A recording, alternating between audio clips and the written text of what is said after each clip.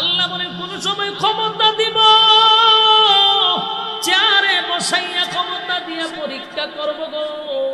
Chairman বানাইয়া পরীক্ষা করে, এমপি বানাইয়া পরীক্ষা করে, দেশের রাষ্ট্রনায়ক বানাইয়াও পরীক্ষা করে। যুবক ভাইরা আমার, কিয়ামতের ময়দানে মানুষগুলি যখন আবার পুনরায় দাঁড়াবে উলঙ্গ অবস্থায় হাসরের মাঠে বিচারের দিনে, যেদিন আল্লাহ নিজেই হবে বিচারক, সেদিন আমার আল্লাহ বিচারের জন্য যখন বসবে, তখন কয়েকটা দলে মানুষ ভাগ হবে। কিছু শ্রেণীর মানুষকে আল্লাহ জিজ্ঞাসা করবে, কিরে 60 বছর 70 বছর আমি হায়াত দিলাম, এই হায়াতগুলি পাইয়া আমি আল্লাহর গোলামি কেন? আমি মন্ত্রী ছিলাম আল্লাহ, আমি প্রেসিডেন্ট ছিলাম, তাই তো আপনার গোলামি করতে পারি নাই। ওই এটার প্রতিনিধি আল্লাহ বানাইছে, গোলামি করতে পারছে, খুব ব্যস্ত, খুব ব্যস্ত।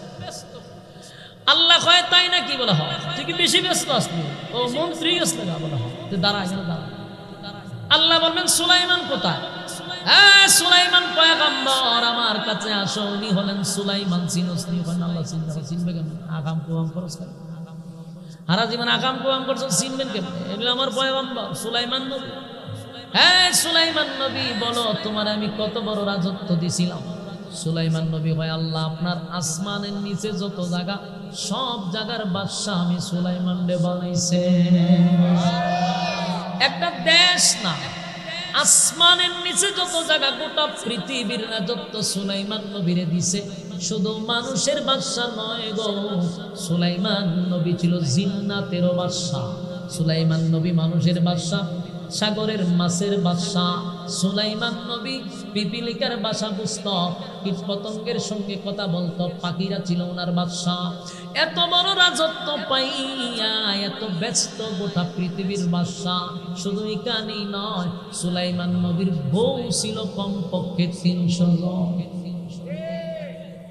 আপনারা আওয়াজে বোঝা যায় যে 300 তো ব্যাপার না।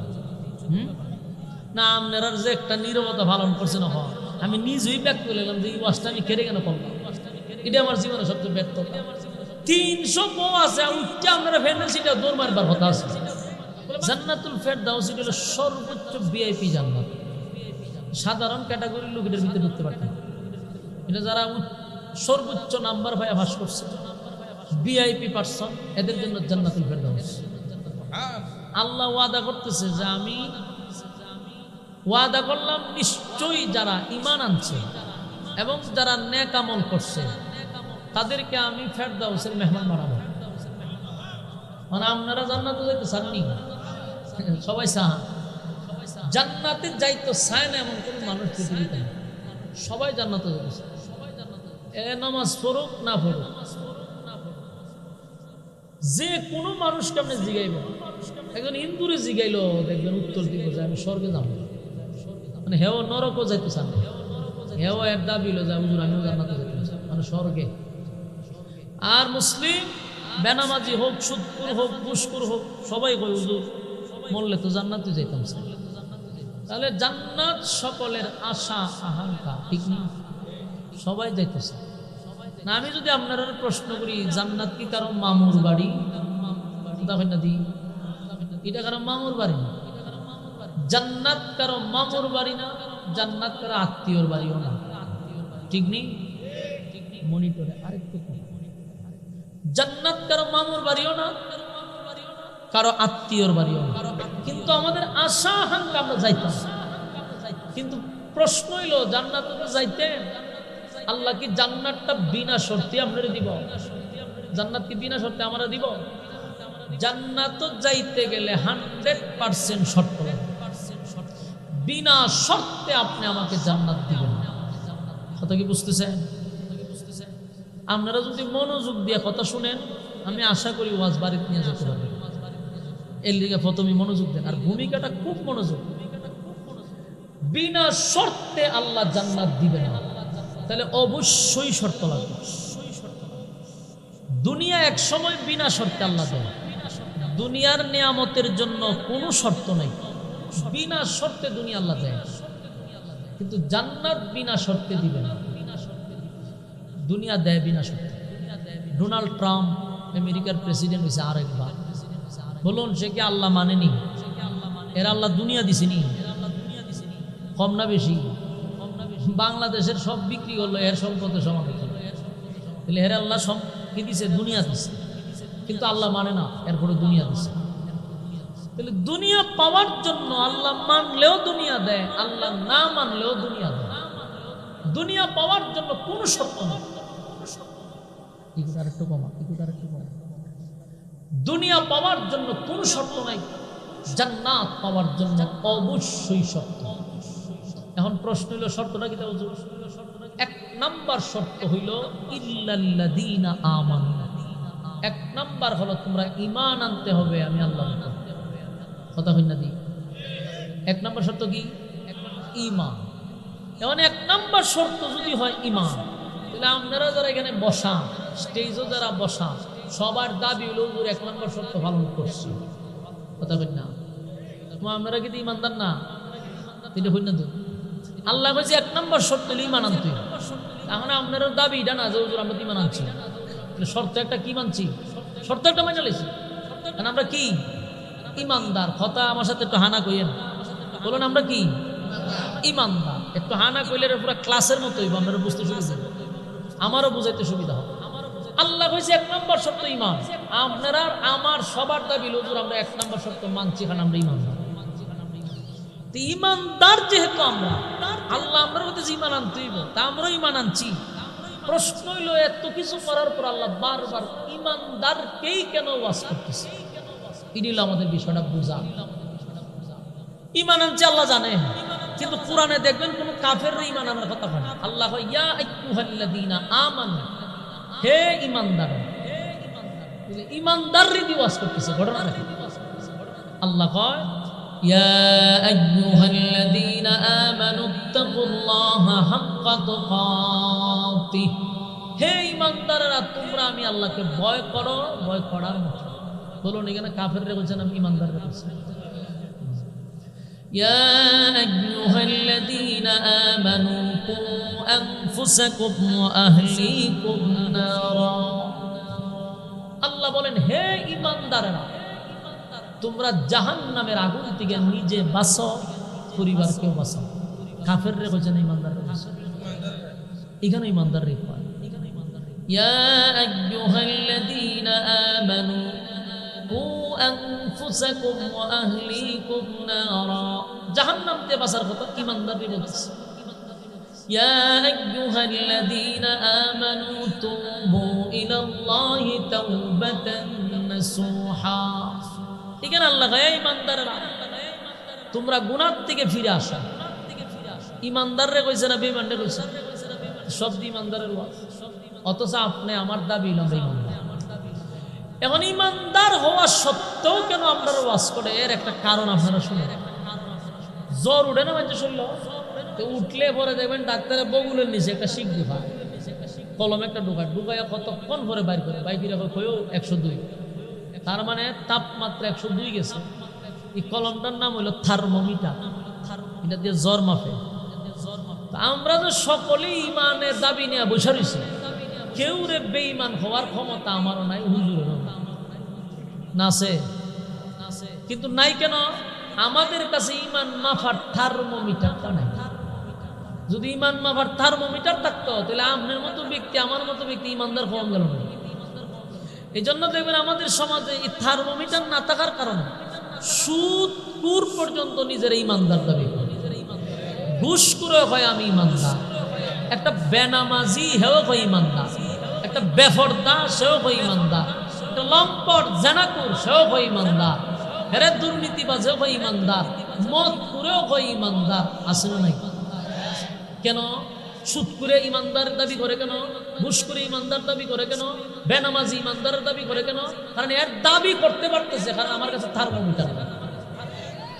আমি ঈমানদার, কিন্তু আমি কথা কইতে পারতাম না যে রে তুই তো বেঈমান, তুই তো সুদখোর, কিন্তু কথা কমু কেমনে? আমার কাছে থার্মোমিটারটা নাই। এই সুযোগে সমস্ত সুদখোর, ঘুষখোর, বেনামাজি, বেপরদাওয়ালা ঈমানদারের দাবি নিয়ে বলেছে, ঠিক নেই? আল্লাহ হয় আমার কাছে থার্মোমিটার আছে, আমি দেখি তোদের ঈমানের পয়েন্ট 0, আমি দেখতেছি। এই জন্য আল্লাহ বারবার কোরআনে ঈমানদারের ওয়াজটা বেশি করছে। হয় তোরা দাবি লইয়া বলিস ইমানদার, কিন্তু আমি দেখি তোদের ইমান নাই। এই জন্য তোদেরকে ওয়াজ করতেছে, হে ইমানদার ইমান আন, হে ইমানদার আমারে ভয় কর, হে ইমানদার জাহান্নাম থেকে বাঁচ। এই জন্য আল্লাহ ইমানদার বলেছে। এখন বলুন, আমাদের ইমান দাবি করি যতটুকু, আছে কতটুকু জানার ক্ষমতা আমাদের নাই, কিন্তু প্রত্যেকের মনে মনে জানা আছে। আপনার ইমান তো আমি জানি না, কিন্তু আপনারটা আপনার জানেন, এই জানার ক্ষমতা আল্লাহ দিছে। কথা হয় না? আমার ইমান কতটুকু এটা আমি জানি, এই ক্ষমতা আমারই দিছে, কিন্তু আপনার ইমান কতটুকু এটা জানি না। এই জন্য আপনি সুদ করে আমার বুঝাইতেছেন হুজুর আমি একজন ইমানদার, আর আমি যদি ঘুষ খাই আমি আপনার বলবো আমি ইমানদার, কারণ আমারটা মাফার ক্ষমতা আপনার, কিন্তু আমার ভিতরেরটা আমি নিজেই জানি। বাস্তব না বাস্তব? এই জন্য আল্লাহ কয় রে ইমান। তখন প্রথম প্রশ্ন হইল, মনে করেন আমরা ইমান আনছি, ইল্লাল্লাযীনা আমানু, এক নাম্বার ইমান আনছি, কিন্তু ইমান যদি সত্যিকারই আপনি না থাকেন 100% আপনার উপরে ইমানের একটা পরীক্ষা আল্লাহ নেবে। বুঝেন নাই মনে কথা? আপনি যখনই নিজেকে ইমানদার দাবি করবেন তখনই আল্লাহ আপনাকে ইমানের পরীক্ষা নেবে। এই পৃথিবীতে যারা নিজের ইমানদার দাবি করে আল্লাহর তৈরি জান্নাতের মেহমান হবে হইছে, কেউ পরীক্ষা না দিয়ে জান্নাতে যেতে পারবে না। আল্লাহ পরীক্ষা নিবে, এরপরে জান্নাত দিবে। এটা কি বিশ্বাস আছে আপনারা? বিনা পরীক্ষায় জান্নাত পাবেন না। আল্লাহ হয় এই পৃথিবীটারে বানাইছে একটা পরীক্ষার হল, আর আমরা হইলাম পরীক্ষার্থী। প্রত্যেকটা আল্লাহ সময় নির্ধারণ করে দিচ্ছে। পরীক্ষার হলে যেমন আমরা স্কুল কলেজ ভার্সিটিতে পরীক্ষা দিই, সময় হলো 3 ঘন্টা। আল্লাহ হয় দুনিয়া নামক পরীক্ষা তো আমি সময় দিয়ে পাঠাইছি। 60 বছর 70 বছর যার যতটুকু সময় দিছে এতটুকুর ভিতরে পরীক্ষা দাও। পরীক্ষায় যদি ফেল করে দ্বিতীয়বারই হলে ঢুকতে আবার পরীক্ষা দিবেন, সুযোগ একবারই পরীক্ষার হলে ঢুকছেন, একবারই বাহির হবেন, দ্বিতীয়বার পরীক্ষা দেওয়ার সুযোগ নাই। তাই ফার্স্ট ফেল একবার, দ্বিতীয়বার কোনো সুযোগ নেই। এই জন্য আল্লাহ বলেন, আমি তোমাদেরকে দুনিয়াতে অনর্থক পাঠাইছি। তোমরা ধারণা যে আমি খাইবার লেগার ঘুমাইবার লেগার মাস্তানি করবার লেগে পাঠাইছি, এটা ভুল। আল্লাহ নিজে বলেন, আফাহাসিবতুম আন্নামা খালাকনাকুম আবাসাও ওয়া আন্নাকুম ইলাইনা লা তুরজাউন। রব্বে কারীম বলেন, অনর্থক আমি কাউরে দুনিয়ায় পাঠাই নাই, অযথা পাঠাই নাই, নিষ্প্রয়োজনে পাঠাই নাই, অনর্থক বানাই নাই। এটা আল্লাহ বলছে। প্রশ্ন যদি করি মালিক রে, তাহলে আমাদেরকে কেন পাঠাইলেন? রব্বে কারীম বলেন, ওমা খালাকতুল জিন্না ওয়াল ইনসা ইল্লা লিয়াবুদুন। আমি মানব এবং দানব দুইটা জাতিরে বানাইছি শুধুমাত্র আমি আল্লাহর গোলামির জন্য। বলুন কিসের জন্য? আরে আমি তো বানাইলাম গোলামির জন্য, গোলামির জন্য।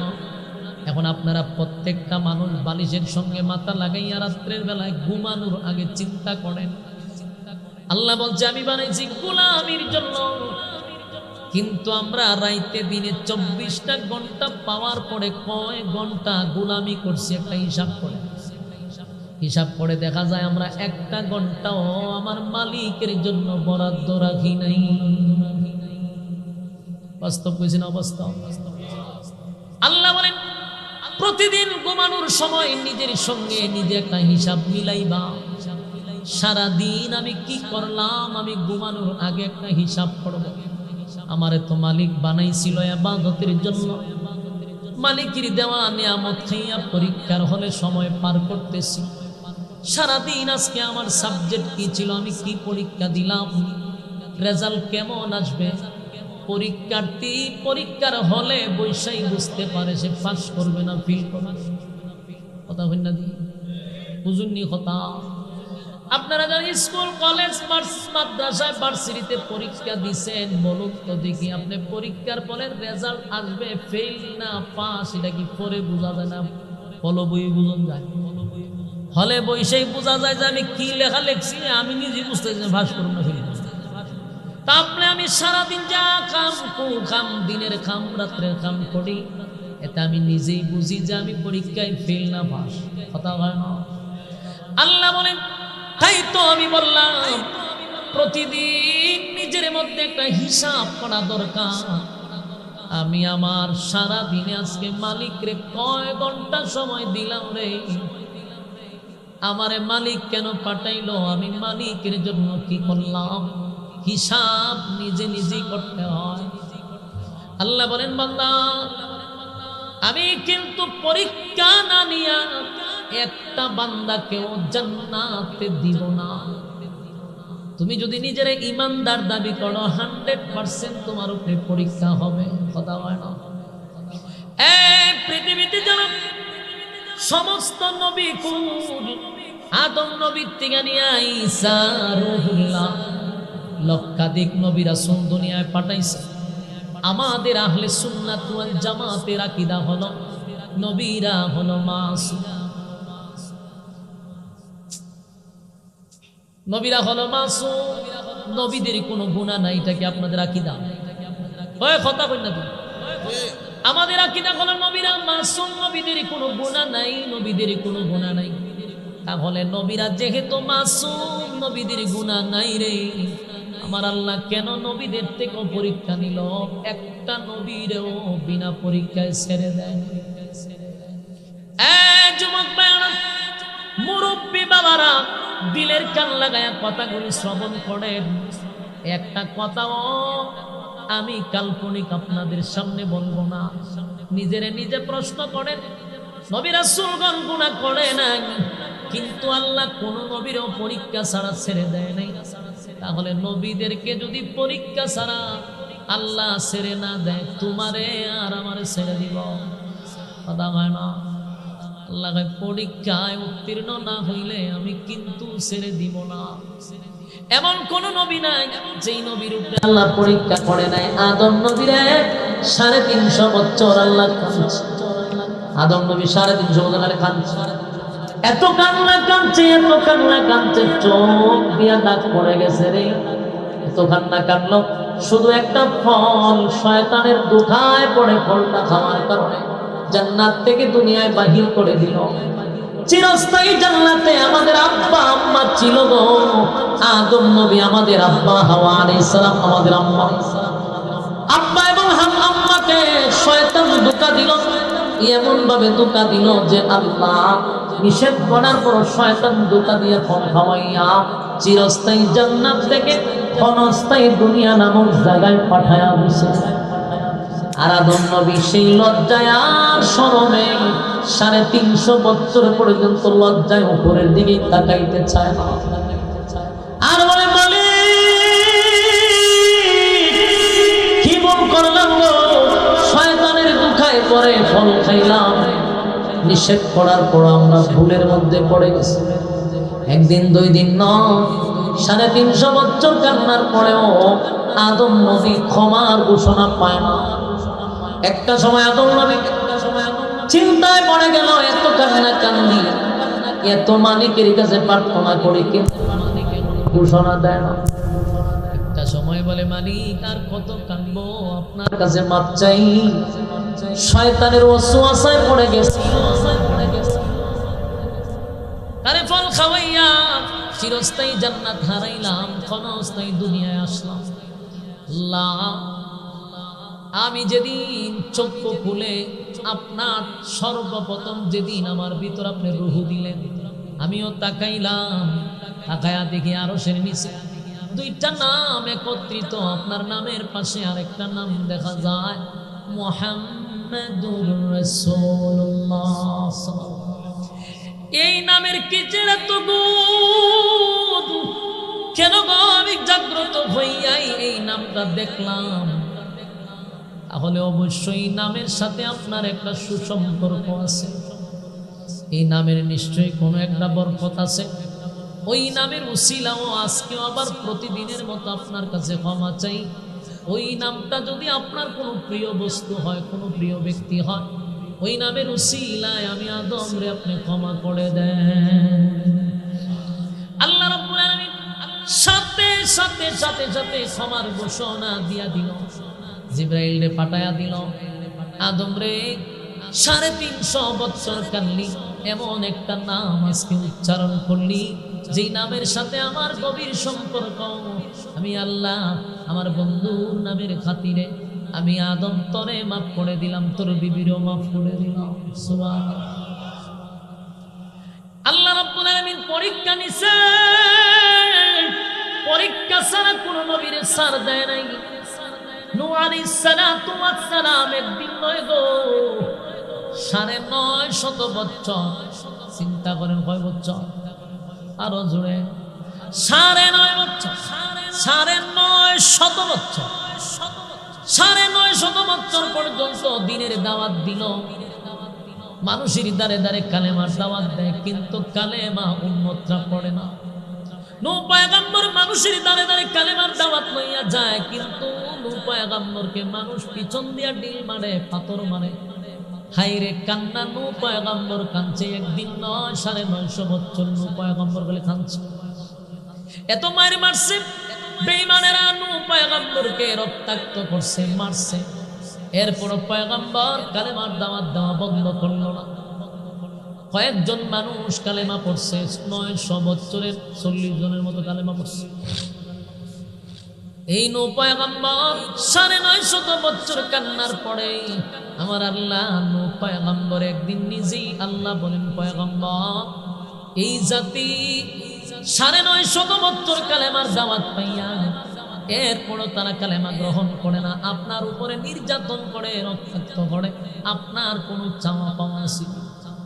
নূহ পয়গম্বর কয়, আল্লাহ 950 বছর দাওয়াত দিলাম, কিন্তু কালেমা পড়ল না, এদেরকে আর কালেমার দাওয়াত দিয়ে লাভ হবে না, এদের ব্লাড নষ্ট হয়ে গেছে।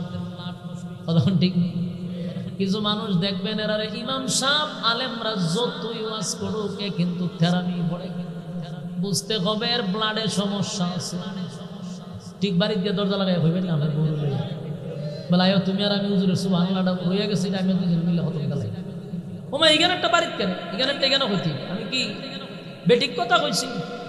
এরকম লোক 13 লোক আসেনি গ্রামে আছে, আপনারা না দেখলে আমার কাছে হেরা যতই বোঝায় হে তেরামি, এরা কোরআন দিয়া বোঝায় না তেরামি, এরা যতই বোঝায় সে বুঝতে চায় না। বুঝতে হবে ব্লাডের সমস্যা। নূহ পয়গম্বর খায় আল্লাহ ব্লাড নষ্ট, আল্লাহ হয়তো কিতা কথা মাইরালাম বাইরা জনমের ভিটানি ভিটান আল্লাহ। এতদিন পর্যন্ত দাওয়াত দিছি, আপনাকে কোনোদিন বলি নাই, কিন্তু আমি দেখছি এরার ব্লাড নষ্ট, আপনি খাসা বঞ্চিত হতেন বাইরে।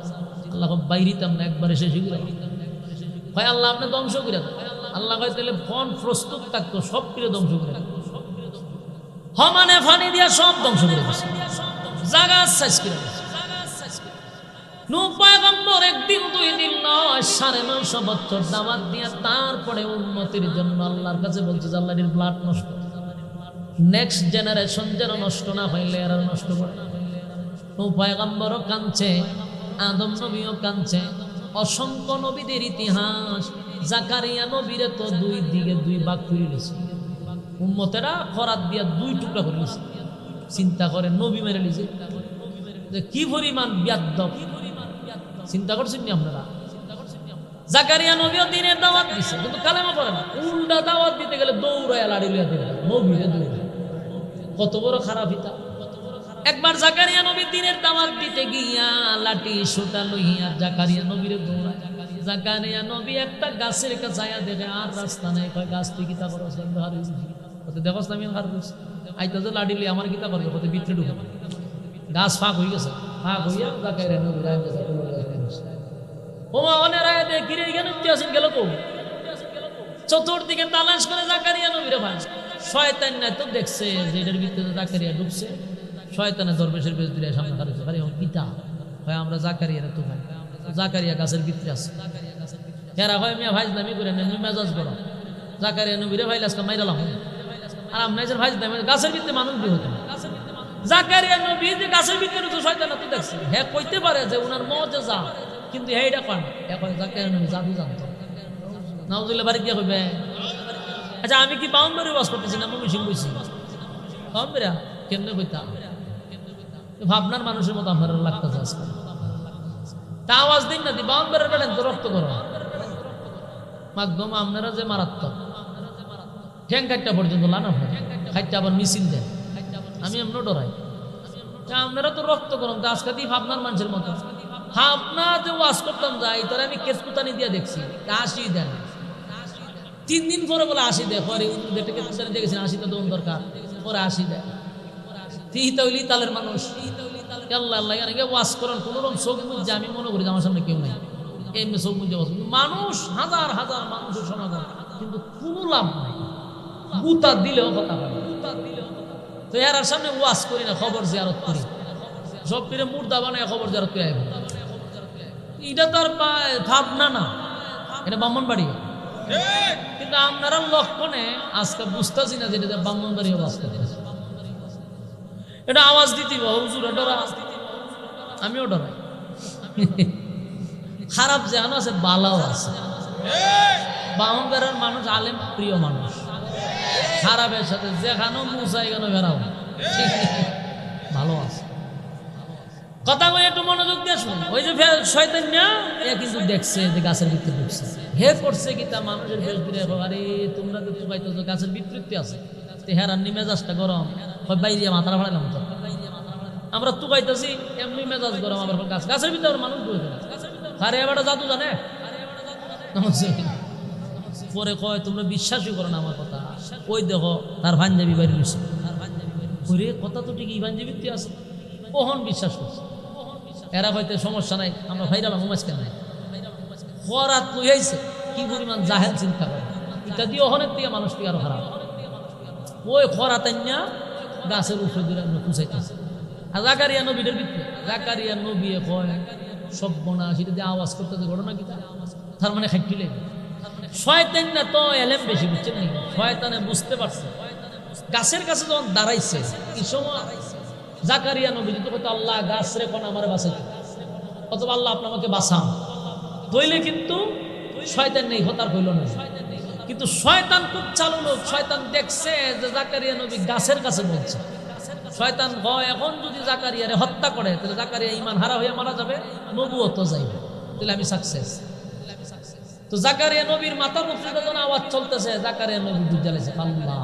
ডাক মারছে আল্লাহ যে আল্লাহরে ডাক দিছে আল্লাহ রে জাকারিয়া বাচ্চাকে সুখ বাচ্চাকে সুখ তুই যদি আমার ডাকটা না দিতি তাহলে তোর নবুয়ত আমি সিনায় নিতাম তুই যে গাছের কাছে সাহায্য চাইছিস আমারে কইলি না উনি ডাইরেক্ট বলছে না যে গাছ আমারে বাঁচা বলছে গাছ আমি কি তা করতাম হতে ভিতরে ঢুক কিন্তু আল্লাহর কথা তুমি ইডি করে কইতা আমারে কইলা না আল্লাহ করছে রা হয়তো চুপ করে বয়ে থাক আমার যখন ডাক দিলাইছ তোর ইমানও গেছে না নবুয়তও গেছে শয়তান চাইছিল জাকিরিয়া যদি আল্লাহর কাছে না চায় উনি কাফের হয়ে যাবে আমি শয়তান সাকসেস কিন্তু জাকারিয়া তো পয়গম্বর কয় আল্লাহ আপনি ছাড়া কোনো ভয় নেই আল্লাহরে ডাক দিছে আল্লাহ খুশি হয়ে কইতে এখন চুপ করে হারিতা তুই যেহেতু গাছের কাছে সাহায্য চাইছিস আমার কাছে আমি আল্লাহরে ডাক দেওয়ার কারণে নবুয়তও রাখলাম ঈমানও রাখলাম কিন্তু চোখ কোনো সাউন্ড নাই খরাত দিয়া তোমার 2 ভাগ করা হবে একটা টু শব্দ করতে পারবো না উত করবা তাহলে কিন্তু নবুয়ত হয়ে যাবে জাকারিয়া নবী এইভাবে দেখা রইছে মাথার উপরে খরাত দিয়া ফাইরা 2 টুকরা করছে একটা সাউন্ডও করছে আল্লাহ বলছে সাউন্ড করা যেত সাউন্ড করছে বলুন পয়গম্বর গুনাহ ছিল নিষ্পাপ কিন্তু পরীক্ষায় উত্তীর্ণ পরীক্ষায় ফেল মারছে না পরীক্ষা পাস করেছে সুবহানাল্লাহ আল্লাহ বলে আমি যাদেরকে জান্নাত দিব বিনা পরীক্ষায় দিব না রাসূলপুরের বাইরা মনে করছেন তাসবিহ জপটা নামাজ কইরে জান্নাত না এত সোজা জান্নাত হইলে পড়ে নামাজি লোকের অভাব নাই দেশ কথা হয় না নামাজি লোকের অভাব নাই রাসূল বলেন হাজারে মাত্র একজন যাবে জান্নাত 999 জন যাবে জাহান্নামে তাহলে অসংখ্য মানুষ নামাজ পড়ার পরেও জাহান্নামে যাবে রে হজ করার পরেও জাহান্নামে যাবে দান সদকা করার পরেও জাহান্নামে যাবে রে যুদ্ধের ময়দানে যুদ্ধ করেও জাহান্নামে যাবে হে যুবক ভাই তাসবিহ দিনে রাইতে খতম দিয়েও জাহান্নামে যাবে আবার আলেম হইয়াও আমরা জাহান্নামে যাব আবার জালেম হইয়াও জাহান্নামে যাব, ওয়াজ কইরাও জাহান্নামে যাব, এরকম আছে না না? যদি আমাদের ইবাদতে আমাদেরকে বাঁচাইতো তাহলে পরীক্ষা তো একটাই ছিল যে নামাজ হলি জান্নাত। শুধু নামাজে জান্নাতে নিবে না, আল্লাহর হুকুম এবং নবীর তরিকা অনুযায়ী আমাদের কাজ আরো আছে না না? আমার যুবক ভাইরা, এক নাম্বার হলো পরীক্ষায় উত্তীর্ণ হতে হবে। পরীক্ষা আসবে, পরীক্ষা আসবে, কোন সময় আমার আল্লাহ আপনারে টাকা দিবে, দিয়া পরীক্ষা হবে। কথা হয় না? টাকা দিয়াও পরীক্ষা করে। কিন্তু আমাদের দেশের অনেক মানুষ আমাদের কাছে দোয়া করে দোয়া করতে দিছে, আল্লাহ দিছে, জনমের দেওয়া দিছে, শেষ হইতে না হুজুর যেই দেওয়া দিছে। কি গর্ব অহংকার করে হইতেছে, আমার যেই পরিমাণ আল্লাহ দিছে শেষ হইতে না, হ্যাঁ জানে না এর দিয়া যে আল্লাহ পরীক্ষা করেছে। কথা হয় না? টাকা দিয়াও মালিক পরীক্ষা করে। কথা হয় না? টাকা দিয়াও মালিক পরীক্ষা করে গো, টাকা দিয়া পরীক্ষা করে। টাকা কোন দিকে ব্যয় করো, এটার হিসাব আল্লাহর কাছে দিতে হবে। কথা হয় না? টাকার হিসাব দিতে হবে, এত টাকা কোথায় ব্যয় করো। ঢাকায় 10টা বাড়ি, ব্রাহ্মণবাড়িয়ায় বাড়ি, এরপরে দেশে হয় না, বিদেশে গিয়া বেগম ভরায় বাড়ি, আছে না নাই? টাকার বস্তা লইয়া লইয়া দেশের বাইরে যায়। আল্লাহ যে টাকা দিয়া পরীক্ষা করে, বান্দা তোর বুঝার দরকার আছে না না? আল্লাহ বলে কোন সময় ক্ষমতা দিব, চেয়ারে বসাইয়া ক্ষমতা দিয়া পরীক্ষা করব গো। চেয়ারম্যান বানাইয়া পরীক্ষা করে, এমপি বানাইয়া পরীক্ষা করে, দেশের রাষ্ট্রনায়ক বানাইয়াও পরীক্ষা করে। যুবক ভাইরা আমার, কিয়ামতের ময়দানে মানুষগুলি যখন আবার পুনরায় দাঁড়াবে উলঙ্গ অবস্থায় হাসরের মাঠে বিচারের দিনে, যেদিন আল্লাহ নিজেই হবে বিচারক, সেদিন আমার আল্লাহ বিচারের জন্য যখন বসবে, তখন কয়েকটা দলে মানুষ ভাগ হবে। কিছু শ্রেণীর মানুষকে আল্লাহ জিজ্ঞাসা করবে, কিরে 60 বছর 70 বছর আমি হায়াত দিলাম, এই হায়াতগুলি পাইয়া আমি আল্লাহর গোলামি কেন? আমি মন্ত্রী ছিলাম আল্লাহ, আমি প্রেসিডেন্ট ছিলাম, তাই তো আপনার গোলামি করতে পারি নাই। ওই এটার প্রতিনিধি আল্লাহ বানাইছে, গোলামি করতে পারছে, খুব ব্যস্ত, খুব ব্যস্ত।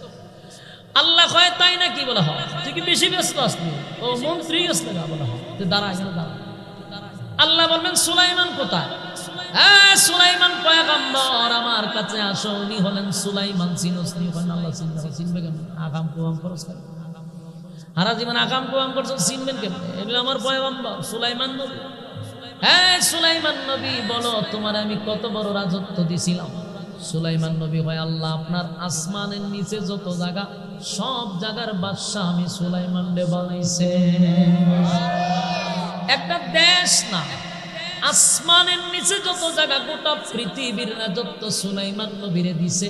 শুধু মানুষের বাদশা নয় গো, সুলাইমান নবী ছিল জিন্নাতেরও বাদশা। সুলাইমান নবী মানুষের বাদশা, সাগরের মাছের বাদশা। সুলাইমান নবী পিপিলিকার বাসা বুঝত, কীট পতঙ্গের সঙ্গে কথা বলতো, পাখিরা ছিল ওনার বাদশা। এত বড় রাজত্ব পাইয়া এত ব্যস্ত গোটা পৃথিবীর বাদশা। শুধু এখানেই নয়, সুলাইমান নবীর বউ ছিল কমপক্ষে 300 জন। আপনারা আওয়াজে বোঝা যায় যে 300 তো ব্যাপার না। না আপনারা যে একটা নীরবতা পালন করছে না, আমি নিজেই ব্যাক করে নিলাম যে এই ওয়াজটা আমি কেড়ে কেন করলাম। এটা আমার জীবনে সবচেয়ে ব্যর্থতা। 300 বউ আছে, উঠতে আপনারা ফ্যান্ডেল সিটে দৌড় মারবার কথা আছে, বলে মা গোমা হয়ে দূর দেওয়ার কথা আছে। 300 বউ এই জায়গাতে আপনারা বোঝা যায় গুরুস্থান হারাইছেন, জিয়ারত করবার। আল্লাহ আল্লাহ, আমি তো কইছি ভাবনা আইছি আজকে, ঠিকই লক্ষণ খারাপ। সুলাইমান নবীর বউ কতজন আছে? এটা যেমন আপনার কাছে ব্যাপারই মনে হয় অন্ত মুখটা ছুটতে যেত জায়গা। এক বিয়ার পরে আরেকটা বিয়া যদি পুরোটা করে, প্রতি সপ্তাহে একবার শনি এক রাত কেড়ে যাইটার নিচে লামলাম না ভাঙ্গিয়া কইলাম, বুধবার তো বুঝি লেছি। 2 বিয়া করে যদি আপনার শনি একটা যেমন লাগে, আরে সুলাইমান নবীরে বউ দিছে 300, আপনাদের খারিয়া দুর্মার কথা আছে। তাহলে 300 বউ যে দিছে, এই বউগুলার সময় যেমন লাগছে নি? আচ্ছা কোন দেন প্রতিদিন যদি একজন বউরে একবার সময় দেয়, তা তার লাস্টের বউর কাছে যাইতে কতদিন লাগবে? 300 দিন লাগবে। 1 বছর পরে গিয়া লাস্টের সাথে সাক্ষাৎ ছিল। সুলাইমান নবী আল্লাহ কত ব্যস্ত বানায় রাখছে, আবার দিছে সমস্ত পৃথিবীর বাদশা, আবার উনি পাখিদের বাদশা, মাছের বাদশা, মানুষের বাদশা, জিন্নাতের বাদশা। ওই দুই ফিক প্রায় ঝগড়া লাগছে, এটার বিচার সুলাইমান নবীর করতে হবে। ফাইকা দুইটা লাগছে ঝগড়া, ডানার মাঝে কাম মারছে, এটাও সুলাইমান নবীর বিচার করতে হবে। কত ব্যস্ত বানায় রাখছে, কিন্তু আল্লাহ হয় এত বড় বাদশাই দিছি, সুলাইমান নবী এক সেকেন্ড আমি আল্লাহরে ভুলে না। কিয়ামতের কাঠিন ময়দানে আপনি আল্লাহর সামনে দাঁড়ায় বলবেন, মালিক আমি তো দেশের প্রেসিডেন্ট ছিলাম, আল্লাহ আমার জুলকানের বাইরে, তুই আমারে প্রধানমন্ত্রীর দোহাই দিয়া ইবাদত বাদ দিছ। সুলাইমান নবীরে যে গোটা পৃথিবীর ইবাদত তো দিলাম, হ্যাঁ সূরা হাজলামি করে ফেরেশতারা কইবে আল্লাহ আমরা রাত ছাইরা দেন, একটু ভিড়াই দেন, আদা জুতা দা বাইরিবা আর আলো নিয়ে আসে যে তুই যে এনে বর্ডার করস, তোর আম্মার প্রতিনিধি আসবি, 16 বছর প্রতিনিধি করছে। আর সুলাইমান নবী গোটা পৃথিবী রাজত্ব করছে, আল্লাহ বলছে না। আর আম্মার রাজত্ব ভাইয়া তুই বুঝলা গেছে, তার বলতো না কিতা করতো, দেশের সম্পদ লুট করবো না, আল্লাহরে ডাকবো। ঘটনা তুই কেন? আল্লাহ বলেন সুলাইমান আমি রাজত্ব দিলাম, কিন্তু সুলাইমান নবী আমারে ভুলে নাই, ভুলে নাই, ভুলে নাই।